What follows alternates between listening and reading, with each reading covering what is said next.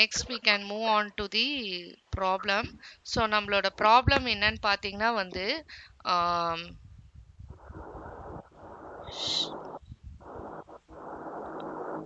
okay Shelaka Limited as an EBIT of rupees 2,50,000. The cost of debt is 8% and the outstanding debt is rupees 10 lakh. The overall capitalization rate KO, which is denoted by KO, is 12.5%. Calculate the total value of the firm and equity capitalization rate under NOI approach. So இதுதான் நம்மளோட question. இந்த கொஸ்டின்ல என்ன கொடுத்துருக்காங்கன்னு பார்த்தீங்கன்னா வந்து so அந்த company வந்து they have got an EBIT of rupees 2,50,000. அவங்களோட EBIT பார்த்தீங்கன்னா 2,50,000 அண்ட் காஸ்ட் ஆஃப் டெப்ட் பார்த்தீங்கன்னா 8%ன்னு சொல்லியிருக்காங்க. ஸோ 8% அவங்களோட காஸ்ட் ஆஃப் டெப்ட் அப்படின்னா என்ன அர்த்தம்? இது வந்து நம்மளோட ரேட் ஆஃப் இன்ட்ரெஸ்ட்னு அர்த்தம். ஓகேங்களா? ஸோ ஒரு கம்பெனியை பொறுத்த வரைக்கும் காஸ்ட் ஆஃப் டெப்ட்ன்றது என்னது? Rate of interest. எவ்வளோ பே பண்ணுறாங்க அந்த டிபெஞ்சர் ஹோல்டருக்குன்றது அந்த ரேட் ஆஃப் இன்ட்ரெஸ்ட். அதை தான் வந்து காஸ்ட் ஆஃப் டெப்ட்னு. ஸோ ஃபினான்ஷியல் மேனேஜ்மெண்ட்டை பொறுத்த வரைக்கும் நம்ம என்னன்னா மீனிங் வந்து நம்மளுக்கு அர்த்தங்கள் வந்து புரியணும். ஸோ சென்டென்ஸ் வந்து எப்படி ஃபார்ம் பண்ணி கொடுத்தாங்கனாலும் நம்மளுக்கு வந்து மீனிங் வந்து நம்மளுக்கு புரியணும். ஸோ காஸ்ட் ஆஃப் டெப்ட்ன்றது it is nothing but the interest which is payable to the debenture holders. Debenture ஹோல்டர்ஸ்க்கு பே பண்ணக்கூடிய இன்ட்ரெஸ்ட்டை தான் நம்ம என்னன்னு சொல்றோம்னா ஒரு கம்பெனி பாயிண்ட் ஆஃப் வியூல இருந்து கம்பெனி பெர்ஸ்பெக்டிவ்ல இருந்து பார்க்கும்போது ரேட் ஆஃப் இன்ட்ரெஸ்ட்னு சொல்றோம். ஸோ அடுத்தது பாத்தீங்கன்னா தி அவுட்ஸ்டாண்டிங் டெப்ட் இஸ் 10 lakhs. ஓகேங்களா? ஸோ 10 lakhs தான் உங்க டிபெஞ்சர்ஸ் டெப்ட் மூலமா ஃபண்டை ரைஸ் பண்றாங்க. டிபெஞ்சர்ஸ்னாலும் டெப்ட்னாலும் இங்க சேம் மீனிங். ஸோ டிபெஞ்சர்ஸ் மூலமா அவங்க ரைஸ் பண்ணக்கூடிய ஃபண்டை பார்த்தீங்கன்னா வந்து ருபீஸ் 10 lakhன்னு கொடுத்துருக்காங்க. அண்ட் அவங்களோட ரேட் ஆஃப் இன்ட்ரெஸ்ட் வந்து 8%. காஸ்ட் ஆஃப் டெப்ட்ன்றது தான் ரேட் ஆஃப் இன்ட்ரெஸ்ட். அவங்களோட ஓவரால் கேபிட்டலைசேஷன் ரேட் பார்த்தீங்கன்னா வந்து கேஓன்னு டினோட் பண்றோம். ஸோ அது வந்து 12.5%. ஸோ இந்த ஓவரால் கேபிட்டலைசேஷன் ரேட்னா என்ன அப்படின்னா என்ன அர்த்தம் அப்படின்னு பார்க்கும்போது ஒரு கம்பெனி வந்து different kinds of source of ஃபினான்ஸை ரைஸ் பண்றாங்க. ஸோ எப்போ எனக்கு பணம் இல்லையோ அப்போ என்ன பண்றேன்? நான் வெளியில இருந்து வாங்க டிசைட் பண்றேன். பப்ளிக் கிட்ட இருந்து ஃபண்டை மொபிலைஸ் பண்ண ஆரம்பிக்கிறேன். ஸோ அப்படி இருக்கும்போது ஒரு சோர்ஸ் ஆஃப் ஃபினான்ஸ்லயும் ஒரு இது இப்போ ஈக்விட்டி ஷேர் ஹோல்டர்ஸ்க்கு பே பண்ணனா அது காஸ்ட் ஆஃப் ஈக்விட்டின்னு சொல்லுவோம். இதே டிபெஞ்சர் ஹோல்டர்ஸ்க்கு இன்ட்ரெஸ்ட் பே பண்ணனா அது காஸ்ட் ஆஃப் டெப்ட்னு சொல்றோம். அண்ட் ஓவரால் கேபிட்டலைசேஷன் ரேட்னு பார்க்கும்போது ஒட்டுமொத்தமாக நான் வந்து எல்லா சோர்ஸ் ஆஃப் ஃபினான்ஸையும் நான் அப்டெயின் பண்றதுக்காக நான் எவ்வளவு வந்து செலவு பண்றனோ அதுதான் வந்து ஓவரால் காஸ்ட் ஆஃப் கேபிட்டல். ஓகேங்களா? ஸோ அதை தான் நம்ம என்னன்னு சொல்றோம்? ஓவரால் காஸ்ட் ஆஃப் கேபிட்டல்னு இங்க டினோட் பண்றோம். ஸோ ஒட்டுமொத்தமாக அனைத்து சோர்ஸ் ஆஃப் ஃபினான்ஸையும் மூலமா நான் ஃபண்டை ரைஸ் பண்றதுக்காக நான் உங்களுக்கு எல்லாருக்குமே ரிட்டர்ன்ஸ் பே பண்ணணும். ஸோ அதை தான் நம்ம என்னன்னு சொல்றோம்? ஓவரால் காஸ்ட் ஆஃப் கேபிட்டல் இல்ல ஓவரால் கேபிட்டலைசேஷன் ரேட்னு சொல்றோம். இப்போ இண்டிவிஜுவலா ஒரே ஒன்று மட்டும் ஸ்பெசிஃபிக்கா நான் பே பண்றேன் அப்படின்னா அதை நான் cost of equity, cost of டெப்ட், cost of preference share capital இப்படி சொல்லணும். As a company point of வியூல இருந்து சொல்லும் போது இதே மொத்தமாக எல்லாம் ஆட் புட்டிங் அப் டுகெதர் இப்போ டோட்டல் காஸ்ட்னு சொல்ல மாட்டோமா? ஒரு எக்ஸ்பென்ஸ்க்கும் தனித்தனியா பே பண்றேன், ரெண்ட்டுக்கு பே பண்றேன், வேஜஸ்க்கு பே பண்றேன்னா தனித்தனியா வந்து சொல்லலாம். ரெண்ட்டுக்கு நான் இவ்வளவு கொடுத்தேன்ட்டு மொத்தமா சொல்லும் போது டோட்டல் காஸ்ட்னு தான் சொல்லுவேன். அந்த மாதிரி தான் இதுவும் மொத்தமாக ஃபினான்ஸ் அப்டெயின் பண்ண நான் எவ்வளோ வந்து ரேட் ஆஃப் ரிட்டர்ன் நான் வந்து திருப்பி பே பண்ற மாதிரி இருக்குன்னு பாத்தீங்கன்னா 12.5% நான் வந்து கொடுக்குற மாதிரி இருக்கு. என்னோட ஓவரால் கேபிட்டலைசேஷன் ரேட் அவ்வளோ ஆகுது. ஸோ இப்போ என்ன கால்குலேட் பண்ண சொல்லுவாங்க நம்மளோட கொஸ்டின்ல? NOI அப்ரோச், அதாவது நெட் ஆப்ரேட்டிங் இன்கம் அப்ரோச் கீழே என்ன கால்குலேட் பண்ண சொல்லுவாங்கன்னு பார்த்தீங்கன்னா ஒன்று calculate the total value of the firm calculate பண்ண சொல்லுவாங்க. இன்னொன்று வந்து ஈக்விட்டி கேபிட்டலைசேஷன் ரேட்டை வந்து கால்குலேட் பண்ண சொல்லுவாங்க. ஸோ இது ரெண்டு தான் வந்து எப்பயுமே வந்து நம்மளோட NOI அப்ரோச் கீழே கால்குலேட் பண்ற மாதிரி இருக்கும். ஸோ இப்போ வந்து நம்மளோட சொல்யூஷன். ஸோ சொல்யூஷன் பார்த்தீங்கன்னா வந்து மார்க்கெட் வேல்யூ ஆஃப் ஃபர்ம்ன்றது தான் நம்மளோட total value of the firm. So market value of the firm already நான் வந்து ஃபார்முலா கொடுத்துருந்தேன். EBIT அதாவது earnings before interest and tax divided by overall cost of capital which is denoted by KO. ஓகேங்களா? So EBIT divided by overall cost of capital. இது நம்மளுக்கு simple தான். EBIT நம்மளுக்கு already 2,50,000 கொஸ்டின்ல கொடுத்துருக்காங்க. ஸோ அந்த 2,50,000 எழுதிக்கோங்க. அடுத்தது overall cost of capital which is nothing but overall capitalization rate. Overall capitalisation rate நம்ம கொஸ்டின்ல ஆல்ரெடி கொடுத்துருக்கிறது 12.5%. அந்த 12.5% தான் நான் இங்க எழுதியிருக்கேன். ஸோ இப்போ வந்து EBIT 2,50,000 டிவைடட் பை 12.50 12.5%. ஓகேங்களா? ஸோ 12.5% தான் நம்ம என்ன பண்ணுவோம், 12.5 டிவைடட் பை 100ன்னு போடுவோம். ஸோ அந்த 100 தான் நான் என்ன பண்ணியிருக்கேன், இங்கே இன்டூ 100 எழுதியிருக்கேன். ஓகேங்களா? டிவைடட் பை 100 இன்டூ 100 நம்ம வந்து இங்க எழுதியிருக்கோம். ஓகேங்களா? ஸோ 2,50,000 நம்மளோட EBIT and then overall cost of capital பார்த்தீங்கன்னா 12.5% கொடுத்துருக்காங்க கொஸ்டின்ல. ஸோ 12.5 டிவைடட் பை 100 போடும்போது என்ன ஆகுது, அந்த 100 வந்து டிவைட் இருந்தது மல்டிப்ளைட் பை 100 ஆகுது. ஸோ இன்டூ 100ன்னு நம்ம எழுதுறோம். ஸோ 2,50,000 டிவைடட் பை 12.5 இன்டூ 100 போடும்போது நம்மளுக்கு எவ்வளோ ருபீஸ் வருதுன்னு பார்த்தீங்கன்னா 20 lakh rupeesன்னு வருது. கால்குலேட்டர்ல போட்டு பார்த்தீங்கன்னா தெரியும், rupees 20 lakh வருது. ஸோ இதுதான் நம்மளோட market value of firm. So நம்மள என்ன கால்குலேட் பண்ண சொல்லியிருக்காங்க, total value of the firm which is nothing but market value of the firm. So அந்த formula இதுதான், EBIT divided by overall cost of capital. So இது already நம்மளோட கொஸ்டின்ல இருக்கக்கூடிய டீடைல்ஸ் தான், அப்படியே எடுத்து நம்ம சப்ஸ்டியூட் பண்ண வேண்டிய ஒரே ஒரு வேலை மட்டும்தான் நம்மளுக்கு இருக்கு. ஸோ இதுதான் நம்மளோட market value of the firm. ஓகேங்களா? ஸோ இப்போ அடுத்தது நெக்ஸ்ட் நம்ம வந்து என்ன கால்குலேட் பண்ண சொல்லியிருக்காங்க கொஸ்டின்ல, ஈக்விட்டி கேபிட்டலைசேஷன் ரேட் கால்குலேட் பண்ண சொல்லியிருக்காங்க. ஸோ ஈக்விட்டி கேபிட்டலைசேஷன் ரேட்ன்றது இதுதான். ஓகேங்களா? ஸோ ஈக்விட்டி கேபிட்டலைசேஷன் ரேட்ன்றது இதுதான். அண்ட் அதை டினோட் எப்படி பண்றோம்னா KEன்னு டினோட் பண்றோம். ஸோ இது காஸ்ட் ஆஃப் ஈக்விட்டின்னு சொல்லலாம், இல்ல ஈக்விட்டி கேபிட்டலைசேஷன் ரேட்னு சொல்லலாம். ஸோ என்ன அப்படின்னா என்ன அர்த்தம் அப்படின்னா, ஸோ ஒரு ஷேர் ஹோல்டர், ஈக்விட்டி ஷேர் ஹோல்டர்ஸ்க்கு ஒரு கம்பெனி பாயிண்ட் ஆஃப் வியூல இருந்து, ஓகே, கம்பெனியோட இதுல இருந்து பொசிஷன்ல இருந்து நம்ம பார்க்கணும், திங்க் பண்ணணும்.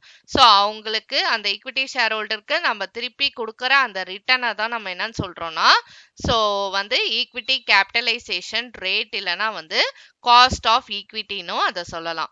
So which is denoted by KE. So generally cost of கேபிட்டலை கேன்னு டினோட் பண்ணுவோம். சின்ஸ் அது காஸ்ட் ஆஃப் ஈக்விட்டி கேபிட்டலைசேஷன் ரேட்ன்றதுனால KEன்னு டினோட் பண்றோம். ஸோ முதல்ல நம்மளுக்கு வந்து டேர்ம்ஸ், இண்டிவிஜுவல் டேர்ம்ஸோட அர்த்தம் நம்மளுக்கு தெரிஞ்சதுனா தான் ஃபார்முலால சப்ஸ்டியூட் பண்ணி ஈஸியாக நம்மளால ஆன்சரை வர வைக்க முடியும். ஸோ டேர்ம்ஸ்க்கான அர்த்தமே நம்மளுக்கு தெரியல அப்படின்னா ரொம்ப வந்து நம்ம டிஃபிகல்ட்டாக இருக்கும் கால்குலேட் பண்ணுறதுக்கு. ஸோ நம்மளுக்கு இனிஷியலாக அது என்ன அர்த்தம், எதுக்காக அப்படின்றதெல்லாம் நம்மளுக்கு வந்து சில இன்ஃபர்மேஷன் நம்மளுக்கு வந்து தெரியணும். ஸோ இப்போ ஈக்விட்டி கேபிட்டலைசேஷன் ரேட்டோட ஃபார்முலா நான் ஆல்ரெடி கொடுத்துருந்தேன். ஸோ அதோட ஃபார்முலா பார்த்தீங்கன்னா earnings available to equity share holders divided by market value of equity into 100. So இந்த earnings available to equity share ஹோல்டர்ஸும் கால்குலேட் பண்ற மாதிரி இருக்கும், அண்ட் மார்க்கெட் வேல்யூ ஆஃப் ஈக்விட்டியும் நம்ம கால்குலேட் பண்ற மாதிரி இருக்கும். ரெண்டுமே நம்ம கால்குலேட் பண்ணோம் இந்த சம்ல. ஸோ எப்படி இதை கால்குலேட் பண்ணலாம் அப்படின்றத நம்ம இப்போ டிஸ்கஸ் பண்ணலாம். ஸோ இந்த earnings available to equity share holders first நம்ம வந்து கால்குலேட் பண்ணிருக்கலாம். ஸோ எப்படி கால்குலேட் பண்றோம்னு பார்த்தீங்கன்னா, இதோட ஹெட்டிங் வந்து calculation of earnings available to equity share holders. So இதோட ஃபார்மேட் ஒரு சிம்பிளான ஒரு ஃபார்மேட் நீங்க எடுத்துக்கலாம். ஒன்னு பர்டிகுலர்ஸ் காலம், இன்னொன்னு அமௌண்ட் காலம். ஸோ பர்டிகுலர்ஸ் காலம்ல பாத்தீங்கன்னா EBIT, அதாவது ஏர்னிங்ஸ் பிஃபோர் இன்ட்ரெஸ்ட் அண்ட் டாக்ஸ்ல நம்ம வந்து இன்ட்ரெஸ்ட்டை கழிச்சோம்னா ரிமைனிங் இருக்கக்கூடியது எல்லாமே வந்து it is earnings available to equity share holders. இது ஆல்ரெடி நம்மளுக்கு தெரிஞ்ச விஷயம். ஸோ ஒரு கம்பெனியோட EBIT earnings before interest and டாக்ஸ்ல இன்ட்ரெஸ்ட்டை நம்ம மைனஸ் பண்ணோம்னா ரிமைனிங் இருக்கக்கூடிய போர்ஷன், அதாவது ப்ரிஃபரன்ஸ் டிவிடெண்ட் இல்லாத சிச்சுவேஷன்ல, டாக்ஸ் இல்லாத சிச்சுவேஷன்ல இருக்கக்கூடிய ஏர்னிங்ஸ் டிபெஞ்சர் ஹோல்டர்ஸ்க்கு பே பண்ணது போக மற்ற எல்லாமே நம்மளோட ஈக்விட்டி ஷேர் ஹோல்டர்ஸோட ஏர்னிங்ஸாக நம்ம கன்சிடர் பண்றோம். ஸோ EBIT நம்ம கொஸ்டின்ல எவ்வளோ கொடுத்துருக்காங்கன்றத பாருங்க. EBIT பார்த்தீங்கன்னா வந்து நம்மளோட கொஸ்டின்ல எவ்வளோ கொடுத்துருக்காங்க, 2,50,000 rupees கொடுத்துருக்காங்க. ஸோ அந்த 2,50,000 இங்க எழுதிக்கோங்க. அடுத்தது நெக்ஸ்ட் பாத்தீங்கன்னா வந்து மைனஸ் இன்ட்ரெஸ்ட். ஸோ இந்த இன்ட்ரெஸ்ட் அமௌண்ட்டை நம்ம எப்படி கால்குலேட் பண்றது அப்படின்னு பார்க்கும்போது again go on to the question. So கொஸ்டின்ல பாத்தீங்கன்னா வந்து டெப்ட்ன்றது டிபெஞ்சர்ஸ் இங்க. ஸோ டெப்ட் அவுட்ஸ்டாண்டிங் டெப்ட் ருபீஸ் 10 lakh. இதுதான் நம்மளோட டிபெஞ்சர்ஸ் மூலமா அவங்க ஃபண்டை எவ்வளவு ரெய்ஸ் பண்றாங்க அந்த கம்பெனி ருபீஸ் 10 lakhs ரெய்ஸ் பண்றாங்க. ஸோ இந்த 10 lakh அமௌண்ட்டை தான் நான் என்ன பண்ணியிருக்கேன் இங்கே எழுதியிருக்கேன். ஓகேங்களா. அடுத்தது இன்ட்ரெஸ்ட் கால்குலேட் பண்ண போறோம். எதுல பெர்சன்டேஜ் கால்குலேட் பண்றது? இந்த 8% தான் நம்மளோட rate of interest. So cost of டெப்ட் 8% கொடுத்துருக்காங்க பாத்தீங்களா, அதுதான் நம்மளோட ரேட் ஆஃப் இன்ட்ரெஸ்டும் கூட. ஸோ சில சம்ல பாத்தீங்கன்னா வந்து 8% டிபெஞ்சர்ஸ் ருபீஸ் 10 lakhs கொடுத்துருப்பாங்க. ஸோ அந்த டிபெஞ்சர்ஸ்க்கு முன்னாடி இருக்கக்கூடியது அந்த 8% தான் நம்மளோட ரேட் ஆஃப் இன்ட்ரெஸ்ட். சில சம்ல சென்டென்ஸ் இந்த மாதிரி கூட மாத்திருப்பாங்க. காஸ்ட் ஆஃப் டெப்ட் 8%, அவுட்ஸ்டாண்டிங் டெப்ட் 10 lakh. ஸோ அதனால வந்து சென்டென்ஸ் வந்து வேற வேற மாதிரி ஃபார்ம் பண்ணியிருந்தாலும் நம்மளுக்கு இன்ஃபர்மேஷன் ஒண்ணுதான். ஸோ 8% டிபெஞ்சர்ஸ் ருபீஸ் 10 lakh கொடுத்தாலும் அந்த 8%ன்றது ரேட் ஆஃப் இன்ட்ரெஸ்ட்டை தான் குறிக்குது. காஸ்ட் ஆஃப் டெப்ட்னு கொடுத்திருந்தாலும் 8%ன்றது அதே 8% ரேட் ஆஃப் இன்ட்ரெஸ்ட்டை தான் குறிக்குது. ஸோ அதனால சென்டென்ஸை வேற மாத்தி கொடுத்தாங்கனாலும் நம்மளால அண்டர்ஸ்டாண்ட் பண்ணிக்க முடியணும். ரிலவெண்டான மற்ற டேர்ம்ஸ்லாம் என்னன்றது நம்மளுக்கு தெரியணும். ஸோ அப்படி தெரிஞ்சாதான் நம்மளால ஈஸியா கால்குலேட் பண்ண முடியும். ஸோ இப்போ பாத்தீங்கன்னா டிபெஞ்சர்ஸோட டெப்டோட amount 10 lakh and rate of interest வந்து 8%. ஸோ 10 lakh into 8/100 போட்டிங்கன்னா நீங்க இந்த 80,000 rupees வரும். ஸோ 10 lakh என்னோட டிபெஞ்சர்ஸ் அமௌண்ட், 8% காஸ்ட் ஆஃப் டெப்ட், அது nothing but rate of interest. 10 lakh into 8/100 போட்டிங்கன்னா 80,000 வரும். அதுதான் என்னோட interest amount. So EBIT earnings before interest and taxல இன்ட்ரெஸ்ட்டை மைனஸ் பண்ணால் எனக்கு வந்து பேலன்ஸ் இருக்கக்கூடியது எதுவுமே கிடையாது. இன்னும் வந்து டாக்ஸோ இல்லை ப்ரிஃபரன்ஸ் டிவிடெண்டோ கிடையாது. ஸோ அதனால ஆட்டோமேட்டிக்கா இந்த ஏர்னிங்ஸ் ஃபுல்லா யாருக்கு போகுதுன்னா ஈக்விட்டி ஷேர் ஹோல்டர்ஸ்க்கு தான் போகுது. ஸோ இதுதான் earnings available to equity shareholders rupees 1,70,000, that is 2,50,000 minus 80,000 பண்ணா எனக்கு 1,70,000 rupees வருது. ஸோ நெக்ஸ்ட் நம்ம வந்து ஃபார்முலாக்கு அகைன் போறோம். ஸோ நம்மளோட ஃபார்முலா என்ன? earnings available to equity shareholders. just now நம்ம calculate பண்ண இந்த 1,70,000. அடுத்தது divided by market value of equity, அதுதான் நம்ம denominatorல கொடுத்திருக்க ஃபார்முலால. இந்த market value of equity again நம்ம வந்து calculationக்கு போகணும். ஓகேங்களா. ஸோ இந்த கால்குலேஷன் எப்படி பண்ணலாம்னு பார்க்கலாம் இப்போ. ஸோ மார்க்கெட் வேல்யூ ஆஃப் ஈக்விட்டியோட ஃபார்முலா என்ன அப்படின்னு பார்க்கும்போது market value of firm calculate பண்ணி வச்சிருக்கோம். மார்க்கெட் வேல்யூ ஆஃப் டெப்ட் already given in the question. So இது ரெண்டுத்தையும் நம்ம மைனஸ் பண்ணும்போது மார்க்கெட் வேல்யூ ஆஃப் ஈக்விட்டி நம்மளுக்கு வந்து கிடைக்கும். So market value of firm பார்த்தீங்கன்னா வந்து நம்ம ஆல்ரெடி நம்ம கால்குலேட் பண்ணி வச்சிருக்கோம்ல, ருபீஸ் 20 lakhன்னு நம்ம வந்து கால்குலேட் பண்ணி வச்சிருக்கோம் ஆல்ரெடி. இதுதான் நம்ம கொஸ்டின்ல ஃபர்ஸ்ட் கேட்டதே, மார்க்கெட் வேல்யூ ஆஃப் ஃபர்ம் தான். ஸோ அதனால ஆல்ரெடி நம்ம வந்து கால்குலேட் பண்ணி வச்சிருக்கோம். இந்த 20 lakh rupees-ஐ கால்குலேட் பண்ணியிருக்கோம். மார்க்கெட் வேல்யூ ஆஃப் டெப்ட்ன்றது நத்திங் பட் கொஸ்டின்ல கொடுத்துருக்க இந்த ருபீஸ் 10 lakh தான் நம்மளோட மார்க்கெட் வேல்யூ ஆஃப் டெப்ட். இப்போ இந்த மார்க்கெட் வேல்யூ ஆஃப் ஃபர்ம் 20 lakhம் இந்த மார்க்கெட் வேல்யூ ஆஃப் டெப்ட் 10 lakhம் 20 lakh minus 10 lakh என்ன ஆகுது? ருபீஸ் 10 lakh ஆகுது. இதுதான் நம்மளோட market value of equity. Market value of equity rupees 10 lakh. So இப்போ அகெயின் நம்மளோட மெயின் ஃபார்முலா நம்மள என்ன கேட்டிருக்காங்களோ அதுக்கு போகலாம். ஸோ இப்போ பார்த்தீங்கன்னா ஈக்விட்டி கேபிட்டலைசேஷன் ரேட்டோட formula earnings available to equity share holders. So just now we calculated 1,70,000 calculate பண்ணோம். And market value of equity பார்த்தீங்கன்னா வந்து இப்போதான் நம்ம கால்குலேட் பண்ணி எடுத்திருக்கோம், ருபீஸ் 10 lakhன்னு கால்குலேட் பண்ணியிருக்கோம். ஸோ இதை தான் நான் என்ன பண்ணுறேன், இங்கே சப்ஸ்டியூட் பண்ணுறேன்.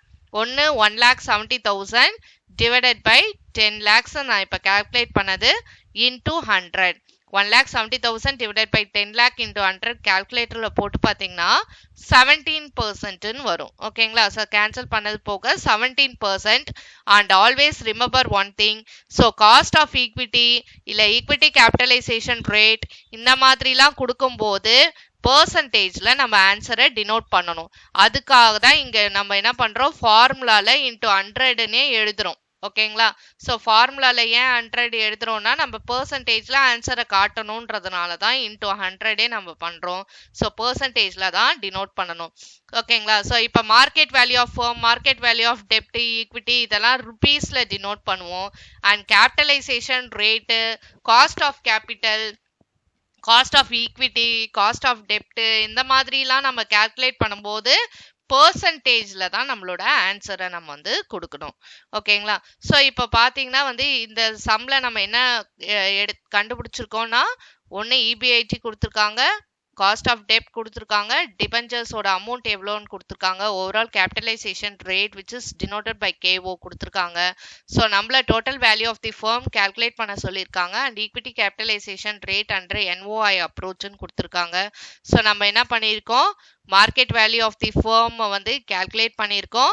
ஸோ அதோட ஃபார்முலா என்னன்னு நம்மளுக்கு தெரியணும். அப்படியே சப்ஸ்டியூட் பண்ணி ஆன்சரை வர வைக்க வேண்டியதுதான் நம்மளோட வேலை. அடுத்தது நெக்ஸ்ட் வந்து ஈக்விட்டி கேபிட்டலைசேஷன் ரேட் நம்மளை கால்குலேட் பண்ண சொன்னதுனால இந்த ரெண்டு டீட்டெயிலும் நம்ம கிட்ட இல்லை. ஸோ அதனால இந்த ரெண்டு டீட்டெயிலும் நம்ம என்ன பண்றோம், இங்க கால்குலேட் பண்றோம். ஸோ கால்குலேட் பண்ணிட்டு earnings available to equity share ஹோல்டர்ஸும் மார்க்கெட் வேல்யூ ஆஃப் ஈக்விட்டியும் நம்ம வந்து கால்குலேட் பண்றோம். ஸோ கால்குலேட் பண்ணிட்டு சப்ஸ்டியூட் பண்ணி அப்படியே வந்து ஈக்விட்டி கேபிட்டலைசேஷன் ரேட்டை நம்ம வந்து கண்டுபிடிக்கிறோம். ஓகேங்களா? ஸோ இந்த செஷன்ல அதுதான் நம்ம வந்து ப்ராப்ளம் இந்த இதில் வந்து டிஸ்கஸ் பண்ணியிருக்கோம்.